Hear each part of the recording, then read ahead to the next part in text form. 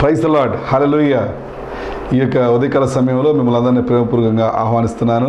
రండి, కూర్చొని దేవుని వాక్యం విందాం. మరి ప్రార్థన చేసుకొని ఈ యొక్క కార్యక్రమాన్ని ప్రారంభించుకుందాం. ప్రార్థన.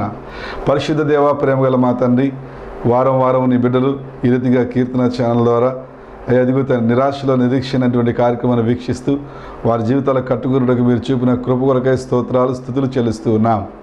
నాయన, ఈ రోజున మరి ఒకసారి మీరు మాట్లాడండి, బలపరచండి. అలాగనే ప్రభువా, ఇదిగో అరుణాలపేట 15/2లో జరుగుతున్నటువంటి న్యూ కవెనెంట్ ఆరాధనలో పాల్గొనేందుకు సహాయం చేయండి. ప్రతి ఒక్కరు నడిపించండి, కృప దయచేయండి. మీ సాక్ష్యం నిలబెట్టమని వేడుకుంటున్నాను తండ్రి. మీకు స్తోత్రాలు, స్తుతులు. ఈ కార్యక్రమాన్ని దీవించండి, బలపరచండి. అనేకులకు ప్రోత్సాహకరంగా, దీవెనకరంగా చేయండి. సహాయం చేయండి, కృపానుగ్రహించమని, మీరు మహిమ పొందమని యేసయ్య పరిశుద్ధ నామములో ప్రార్థిస్తున్నాను తండ్రి, ఆమెన్. హల్లెలూయా. బాగున్నారండి? మీ పిల్లలు ఎగ్జామ్స్ బాగా రాస్తున్నారా? వారందరి కోసం మేము ప్రార్థన చేస్తూ ఉన్నాం. మరి మీకోసం ప్రార్థన చేస్తూ ఉన్నాం. ఒకవేళ మీరు గుంటూరులో ఉన్నవారైతే అరుణాలపేట 15/2 హౌస్ ఆఫ్ జాన్సన్ పక్కన ప్రతి శుక్రవారం సాయంత్రం 5 గంటల నుంచి 9 గంటల వరకు మరి కుటుంబ ఆశీర్వాద ఆరాధన జరుగుతుంది. మిమ్మల్ని అందరినీ ప్రేమపూర్వకంగా ఆహ్వానిస్తున్నాం. మరి పాల్గొనండి, దైవ దీవెనలు పొందండి. హల్లెలూయా. సరే, ఈరోజు దేవుని వాక్యం చూద్దాం.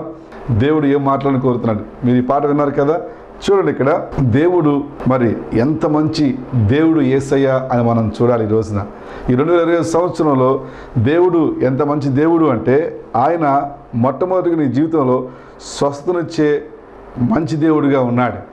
ఆయన నేను స్వస్థపరచాలని కోరుతూ ఉన్నాడు. మొట్టమొదటి మనం గమనిస్తే, జాతకం వచ్చిన బైబిల్లో 12 సంవత్సరాల నుంచి ఒక స్త్రీ రక్తస్రావంతో బాధపడుతూ ఉన్నది. ఆమె అనేక చోట్లకి పరిగెడుతున్నది. ఆమె జీవితంలో స్వస్థత లేదు. ఆమె మరి అనేక వైద్యుల చేత స్వస్థనందనక ఆమె బాగుపడలేక యేసయ్య వద్దకు వస్తుంది. యేసయ్యను కనుగొన్నది.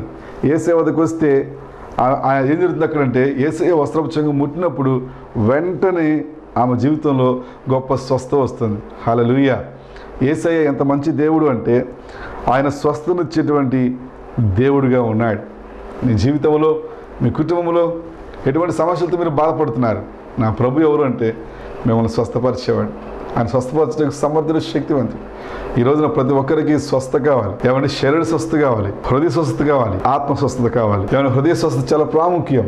మన హృదయం ఎలా ఉన్నది? అందుకే ఇర్మియా గ్రంథంలో అన్నాడు, హృదయం అన్నిటికంటే మోసకరమైనది, బహుఘోరమైన వ్యాధి కలది అన్నాడు. కాబట్టి మన హృదయం బాగుగా ఉండాలి. ఈ రోజున అనేకులు మరి పై మెరుగులు చూసుకుంటారు కానీ, పైన బాగున్నామని లేమని చూసుకుంటారు కానీ, అందచందాలు చూసుకుంటారు కానీ, వారి హృదయం ఎంత ప్రశస్తమైనదిగా ఉంది, హృదయం ఎంత బాగుగా ఉన్నది అనేది చూసుకోరు. కాబట్టి ఏం జరుగుతుందంటే, యేసయ్య ఎవరు అంటే స్వస్థపరిచే దేవుడు. యేసయ్య ఎంత మంచి దేవుడో చూస్తూ ఉన్నాం. నీ అనారోగ్యానికి కష్టం కాదు, ఆయన స్వస్థపరచగలడు. నీ జీవితంలో, నీ హృదయంలో ఎటువంటి బాధ ఉంది, నువ్వు ఇంకా ఎవరిని క్షమించలేదు, నువ్వు ఇంకా ఎవరిని క్షమించకుండా బిగపట్టుకుని ఉన్నావు, క్షమించు, స్వస్థ పొందుకుంటావు. ఏం జరుగుతుంది ఇక్కడంటే, బైబిల్లో మనం చూస్తే ఈ స్త్రీ తన జీవితంలో తన యొక్క ధనాన్నంతా వేయపరుచుకొని అటు ఇటు తిరిగింది, ఎక్కడికి వెళ్ళినా కూడా బాగుపడలేకపోయింది. యేసయ్య వద్దకు వచ్చింది, యేసయ్యను తాకింది, యేసయ్య అభిషేకంలోకి వెళ్తుంది. రండి, అరండలపేట 15/2లో మరి మీకోసం ప్రత్యేకంగా అభిషేక ఆరాధన జరుగుతుంది. మీకోసం మిమ్మల్ని అభిషేకించి ప్రార్థన చేస్తాం. దేవుని యొక్క కార్యాలు మీరు పొందుకుంటారు. ఇక్కడ ఏం చూస్తామంటే, దేవుడు ఆమెను ముట్టకుండగానే, ఆమెతో మాట్లాడకుండగానే వచ్చి ఆమె ముట్టుకుంది, స్వస్థ పొందుకుంటుంది. హల్లెలూయా. కాబట్టి ఈరోజు మన పిల్లలకు, మన కుటుంబంలో ఉన్న వారికి స్వస్థ కావాలి. ఎందుకు మనం దేవుని పైన ఆధారపడకూడదు? ఎందుకు మనం మోకరించి ప్రార్థన చేయకూడదు? ఎందుకు మనం దేవుని దగ్గర రాకూడదు? బైబిల్ ఏం చెప్తున్నాడంటే, యెషయా గ్రంథము 53వ అధ్యాయంలో 5వ వచనంలో, మన అతిక్రమ క్రియలను బట్టి అతడు గాయపరచబడెను, మన దోషములను బట్టి నలగొట్టబడెను, మన సమాధానార్థమైన శిక్ష అతని మీద పడెను, అతడు పొందిన దెబ్బల చేత మనకు స్వస్థ కలుగుచున్నది. హల్లెలూయా, ప్రైజ్ ద లార్డ్. నీ కోసము, నీ అతిక్రమ క్రియలను బట్టి ఆయన గాయపరచబడ్డాడు, మన దోషములను బట్టి ఆయన నలగొట్టబడ్డాడు, మన సమాధానమైన శిక్ష ఆయన మీద పడ్డదండి. ఏమవుతుందంటే, ఆయన పొందిన దెబ్బల చేత మనకు స్వస్థ కలుగుచున్నది. అదే మాట 1 పేతురు పత్రికలో 2వ అధ్యాయంలో 24వ వచనం అంటాడు, మనము పాపముల విషయమై చనిపోయి నీతి విషయమై జీవించినట్లు ఆయన తానే తన శరీరమందు మన పాపములను మ్రాను మీద మోసుకునేను, ఆయన పొందిన గాయముల చేత మీరు స్వస్థత నొందితిరి. హల్లెలూయా, ప్రైజ్ ద లార్డ్. ఆయన ఏం చెప్తున్నాడు అంటే, మాట్లాడుతూ ఉన్నాడు స్వస్థత. ఏమంటే దేవుడిచ్చి గొప్ప బహుమానం. ఈ రోజున మనము యేసయ్య ఎంత మంచి దేవుడో చూస్తూ ఉన్నాం. ఈ స్త్రీ వచ్చి ఆయన ముట్టగానే ఆమె జీవితంలో గొప్ప విడుదల వచ్చింది. నువ్వు ఎవరికి చెప్పుకొని అనారోగ్యంతో బాధపడుతున్నావా? ఏమండి, ఎవరికైనా చెప్తే నేను చేదరించుకుంటారు, ఏమండి ఎవరికైనా చెప్తే నేను మరి హేళన చేస్తాను బాధపడుతున్నావా? రండి, ఇక్కడ మేము ఉన్నాం, మీకోసం ప్రార్థన చేస్తాం. యేసయ్య ఉన్నారు ఇక్కడ, యేసయ్య మీకోసం వేచి ఉన్నాడు. ఆయన ఏం జరుగుతుంది ఇక్కడ? యేసు ప్రభు ఎవరు అంటే స్వస్థపరిచేవాడు. యేసయ్య ఎవరినైనా స్వస్థపరుస్తాడు. బైబిల్లో మనము లూకా సువార్త 7వ అధ్యాయము 1-10 వచనాలు చదివితే, శతాధిపతి సేవకుడు స్వస్థ పొందుతాడు. ఈ శతాధిపతి ఎవరు అంటే, ఆ రోజు యూదులకంట ఏమండి సమాజ మందిరాన్ని కట్టించాడు. ధనవంతుడు, గొప్ప ఉద్యోగంలో ఉన్న వ్యక్తి. అతని జీవితంలో అతని సేవకుడు బాగుగా లేడు. అతన్ని కూడా యేసయ్య ఒక మాటతోటి మాట్లాడుతుండగానే స్వస్థ పొందుకున్నాడు. హల్లెలూయా. కాబట్టి ఈ రోజున నీ హృదయంలో, నీ జీవితంలో నీకు స్వస్థ కావాలి, విడుదల కావాలి. ప్రభు దగ్గరికి వద్దాం, ప్రభు బాగు చేస్తాడు. ఏం చూస్తున్నాం ఇక్కడ? దేవుడు మాట్లాడే దేవుడు. ఎవరు ఇంకా? యేసయ్య ఎంత మంచి దేవుడు అంటే, పాపమును క్షమించే ఎంత మంచి దేవుడో మన యేసయ్య. ఏంటంటే పాపమును క్షమిస్తాడు. యోహాను సువార్త 8వ అధ్యాయము 1-11 వచనాలు మనం ఏం చూస్తామంటే, ఒక స్త్రీ ఉంటుంది, ఆమె పాపాత్మురాలని పేరుగాంచింది. అందరూ రాళ్ళు పట్టుకొని వచ్చారు. యేసు ప్రభువు అన్నారు, ప్రభువా ఏమో పాపము చేసింది, ఏమని పాపం చేసింది కాబట్టి ఈ రాళ్ళు కొట్టమని ధర్మశాస్త్రం చెప్తుంది, నువ్వేం మాట్లాడతావు అని అడుగుతున్నారు వాళ్ళు. యేసయ్య ఏమీ అనలేదు. ఈ రోజున మనం చూస్తే ఏమైనా చిన్న సమస్యలు వస్తే ఒకరు బలహీనతలు ఒకరు ఎత్తుకొని మాట్లాడుకుంటూ ఉంటారు. మీరు ఎక్కడ నివసిస్తున్నా, మీరు ఎవరైనా సరే, మీరు ఏ స్థితిలో ఉన్నా సరే, ఇది నిజమండి. ప్రభుని నమ్మని అంగీకరించండి. ఆయన ఎవరు అంటే పాపములను క్షమించే మంచి దేవుడు. ఎంత మంచి దేవుడు! ఎంతటి ఘోర పాపినైనా ఆయన క్షమిస్తాడు. నీ కుటుంబ సభ్యులను క్షమించలేదా?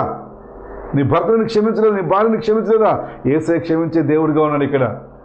ఆయన మీ కుటుంబంలో క్షమాపణ తెచ్చే దేవుడిగా ఉన్నాడు. ఆయన మనం అంగీకరించాలి. ఏమంటే ఒకరి పట్ల ఒకరము క్షమాపణ కలిగి ఉన్నారు. ప్రభువులను క్షమించినలాగా మనం ఒకరొకరు క్షమించుకోవాలని బైబిల్ సెలవిస్తుంది. ఆయన ఏం చేస్తున్నాడంటే ఈ పాపాత్మురాలైన స్త్రీని, ఘోరమైన పరిస్థితులను ఈ స్త్రీని యేసయ్య క్షమిస్తూ ఉన్నాడు. ఆమెను క్షమించిన యేసయ్య నిన్ను క్షమించలేడా? నీ బిడ్డలను క్షమించలేడా? నీ కుటుంబాన్ని క్షమించలేడా? క్షమించగలడు. నువ్వేం చేయాలంటే ఆయన దగ్గరికి రావాలి, ఆయన వద్దకు రావాలి, ఆయన అంగీకరించాలి, నీ జీవితం ఆయనకు సమర్పించుకోవాలి. ఇక నేను పాపము చేయను ప్రభువా అని ఒప్పుకోవాలి. ఇది చాలా ప్రాముఖ్యం. మన జీవితాన్ని ఒప్పుకోవాలి ప్రభు దగ్గర. ప్రతి ఒక్కరూ నువ్వు ఏ పరిస్థితిలోనా ఎవరు నువ్వు ప్రభు దగ్గర ఒప్పుకోవాలి. నీ జీవితాన్ని దేవుడు దీవించాలని కోరుతున్నాడు. ఆయన ఎంత మంచి దేవుడు చూడండి. ఏమను ఆ ఊరు అందరూ కూడా రాళ్ళుకొని కొట్టి చంపాలని చూస్తే యేసు ప్రభువారు ఆమెను కాపాడుతూ ఉన్నాడు. హల్లెలూయా! యేసు ప్రభువారు నిన్ను కాపాడే దేవుడు. నువ్వే దుస్థితిలో ఉన్నా, నువ్వు ఇటువంటి పాపములో ఉన్నా, ఎంతటి ఘోర పాపివైనా, ఎంతటి రహస్యంగా జీవిస్తున్నా, ఆయన దగ్గరికి వస్తే ఆయనను క్షమిస్తాడు. ఎందుకంటే ఆయనని క్షమించడానికి సెలువులో తన ప్రాణం పెట్టాడు. తన రక్తం కార్చిన దేవుడు ప్రభువైన యేసుక్రీస్తు. ఆయన మంచి దేవుడు. ఎంత మంచి దేవుడు అంటే పాపాత్మురాలని ఈ స్త్రీని ఆయన క్షమిస్తున్నాడు. ఆయన అంటున్నాడు, మీలో పాపము లేని వారు మొదటగా ఆమె మీద రాయి వేయండి. అందరూ తొంగి చూసుకున్నారు. ఓహో, నేను ఆ రోజున దొంగతనం చేశాను. ఓహో, ఆ రోజు నేను పాపం చేశాను. ఓహో, ఆ రోజు నేను వ్యభిచారం చేశాను. ఓహో, ఆ రోజు నేను ఇదిగో అబద్ధమాడాను. ఓహో, ఆ రోజు నేను మోసం చేశాను చెప్పేసి అందరూ ఒకరి వెంబడి ఒకరు వెళ్ళిపోతూ ఉన్నారు. ఏమండి, ఈ రోజున పాపం ఏం చేస్తుందంటే నిన్ను నాశనం చేస్తుంది. పాపం ఏం చేస్తుందంటే నిన్ను ఆత్మహత్య తీసుకెళ్ళిపోతుంది. పాపం ఏం చేస్తుందంటే నీ పిల్లలను, నీ కుటుంబాన్ని అనాథులుగా మార్చేస్తుంది. ఆ పాపాన్ని విడిచిపెట్టిక నువ్వు. పాపం ఏం చేస్తుందంటే నిన్ను ఒంటరివాణ్ణి చేస్తుంది. పాపం ఏం చేస్తుందంటే నీ జీవితంలో శాంతి, నెమ్మది, క్షేమం లేకుండా చేస్తుంది. ప్రభువుని నమ్ముకోండి దయచేసి. ఈ 2020 సంవత్సరం మన జీవితాలు మార్చుకుందాం. ప్రియ సహోదరి, సహోదరుడా, ఎక్కడ ఉన్నావు నువ్వు? ప్రతిరోజు దేవునితో ప్రార్థనలు ఎదుగుతున్నావా? వాక్యం చదువుతున్నావా? ప్రతిరోజు దేవునితో ఉండాలి. ఇదిగో మంచి వాక్యం బోధిస్తే దేవుని సేవకుల సంఘానికి కనుక్కుందాం. అక్కడికి రండి, దైవ దీవెనలు పొందండి. ఈ రోజున ఎక్కడ చూసినా దేవుని వాక్యం ప్రకటించబడటం లేదు. ఏమంటే దేవుని వాక్యం అందించబడటం లేదు. దేవునికి స్తోత్రం. మన కీర్తన ఛానల్ ద్వారా దేవుని వాక్యం అందుతున్నందుకు. ఏమంటే ఎక్కడ చూసినా కూడా ఏం జరుగుతుందో మీ అందరికీ తెలుసు. కాబట్టి మనకు దేవుని వాక్యం కావాలి. వాక్యం కరువయ్యే రోజుల్లో మనం జీవిస్తూ ఉన్నాం. కాబట్టి ఇక్కడ ఏం జరుగుతుందంటే పాపాత్మురాలైన ఈ స్త్రీని యేసయ్య అంటున్నాడు, అమ్మా ఇక పాపము చేయకు. వారెవరు నిన్ను శిక్షించలేదా? లేదు ప్రభువా, ఇక నువ్వు పాపము చేయకు అని చెప్తున్నారు ఆయన. కాబట్టి యేసయ్య నమ్ముకున్న తర్వాత ఇక మనం పాపము చేయకూడదు. మనము ప్రార్థనలో, విశ్వాసంలో, సహవాసంలో, పరిశుద్ధతలో ఎదిగే వారంగా ఉండాలి. దేవునికి మనం సమర్పించుకోవాలి. దేవుని యొక్క వాక్యంలో మనం వెళ్ళాలి. దేవుని పరిశుద్ధులు మనం ముందుకు కొనసాగాలి. పాపము నిన్ను నాశనం చేసేస్తుంది. ఏం జరుగుతుంది ఇక్కడ? సమరయ స్త్రీ మనం చూస్తే యోహాను సువార్త 4వ అధ్యాయంలో యేసు ప్రభువారు ఆ యొక్క సమరయ గుండగా పెడుతున్నారు. సుకరణ ప్రాంతానికి వచ్చినప్పుడు ఆయన దాహంగా ఉంటున్నాడు. అక్కడ ఆ సమరయ స్త్రీ వస్తుంది. యేసు ప్రభువారు ఆమెతో మాట్లాడుతూ ఉన్నాడు. అమ్మ నాకు దాహం ఇవ్వమని అడుగుతున్నారు. అవంటుంది, మేము సమరీలము, మీరు యూదులు, మేము మీకు నీళ్ళు ఇవ్వకూడదు. అప్పుడు అన్నారు ఆయన, నేను అడిగేది ఎవరు తెలుసు, నిన్ను అడిగే ఆయన ఎవరో తెలిస్తే నువ్వు ఇలా మాట్లాడు అంటారు. ఏం జరుగుతుంది అక్కడంటే యేసు ప్రభువారు అంటున్నారు, నీకు 5 పెనిమిట్లున్నారు ఇంతకుముందు, ఇప్పుడున్నవాడిని వాడు కాడు. ఆమె తన యొక్క కొండను ఎత్తి కింద పడేసింది. తన బ్రతుకు తెలిసిపోయింది. తన పాపాత్మలను తెలిసిపోయింది. ఒప్పుకుంది. తన బ్రతుకు మార్చుకుంది. ఏమంటే సమరయ స్త్రీ ఎంత ఘోర పాపాన్ని సరే దేవుడు కొట్టివేస్తున్నాడు. దయచేసి ఆలకించండి. యేసయ్యను ప్రేమిస్తున్నాడు. ఆయన పరిశుద్ధుడు. ఆయన జన్మలో, ఆయన జీవితంలో, ఆయన మాటలో, ఆయన చూపులో, ఆయన ప్రవర్తనలో, ఆయన చేతలలో, ఆయన కాళ్ళలో ఆయనలో పాపం లేదు. ఆయన పరిశుద్ధ దేవుడు. ఆ పరిశుద్ధ దేవుని కలిగి ఉంటే నీ జీవితం మారిపోతుంది. నువ్వు కూడా పరిశుద్ధునిగా పిలువబడతావు, పరిశుద్ధురాలుగా పిలువబడతావు. కాబట్టి మనం తెలుసుకోవాలి దేవుణ్ణి, మన హృదయాన్ని ఆయన ముందు తెరవాలి, ఆయన అడగాలి, నువ్వు ఎంత మంచి దేవుడు ప్రభువా, పాపాత్ములైన స్త్రీని క్షమిస్తూ ఉన్నావు, స్వస్థలేని వారికి స్వస్థ ఇస్తూ ఉన్నావు, పాపము శాపము నరకం నుంచి విడిపిస్తున్నావు, దయ్యముల నుంచి విడిపిస్తున్నావు, గుడ్డివారిని బాగు చేస్తూ ఉన్నావు. అయ్యా నా జీవితాన్ని బాగు చేయి, మా కుటుంబాన్ని బాగు చేయని అని అడుగు. ఖచ్చితంగా దేవుడు సహాయం చేయగలరు. ఏం చూస్తున్నామంటే యేసు ప్రభువారు స్వస్థపరిచే దేవుడు. ఇంకొంచెం ముందుకు వెళ్తే మనం ఆశ్చర్యపోతాం. ఏమండి, మన ఒంటరితనములో మనతో ఉండే దేవుడు మన యేసయ్య. మన ఒంటరితనములో మనతో ఉండే ఎంత మంచి దేవుడు మన యేసయ్య. ఏం జరుగుతుంది బైబిల్లో? ఒకనొక సమయంలో హాగరు వారికి కావాల్సి వచ్చింది. హాగరు అక్కడ ఉన్నది, హాగరు కుమారుని కన్నది, అంతవరకు బాగానే ఉన్నది. ఎప్పుడైతే ఇస్సాకు జన్మించాడో ఈ దాసిని కుమారుని తీసుకెళ్ళిపోయి దూరంగా ఎక్కడైనా అరణ్యంలో ఎడారిలో విడిచిపెట్టి అంటున్నారు. అప్పుడు ఏం జరుగుతుందంటే హాగరు ఆ బిడ్డను తీసుకుని వెళ్ళిపోయి దూరముగా ఎడారిలో ఒంటరిగా ఉంటుంది.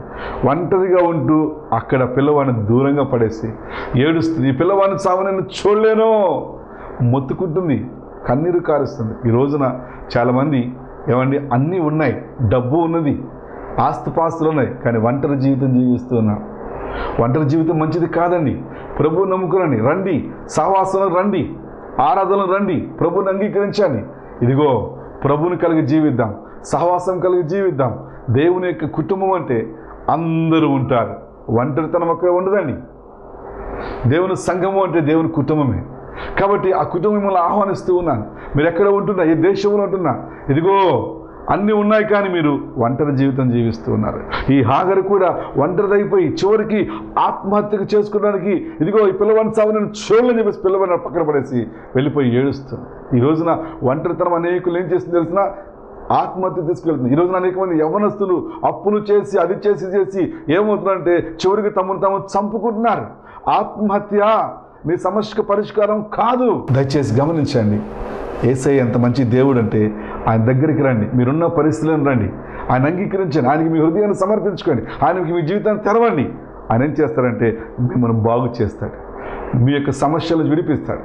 మీరు అనారోగ్యమా, ఏమండి మీలో బాగోలేదా, మీరు పాపంలో ఉన్నారా, మీరు శాపంలో ఉన్నారా, ఇదిగో మీరు దారిద్ర్యంలో ఉన్నారా, ఇదిగో మీరు అప్పులలో ఉన్నారా, ఆయనకి మొరపెట్టండి, ఆయన మిమ్మల్ని కాపాడతాడు. ఏం జరుగుతుంది బైబిల్లో? ఆదికాండం 32వ అధ్యాయం 23వ వచనం, యాకోబు వారిని తీసుకొని ఆ ఏరు దాటించి తనకు కలిగినదంతా పంపివేసెను.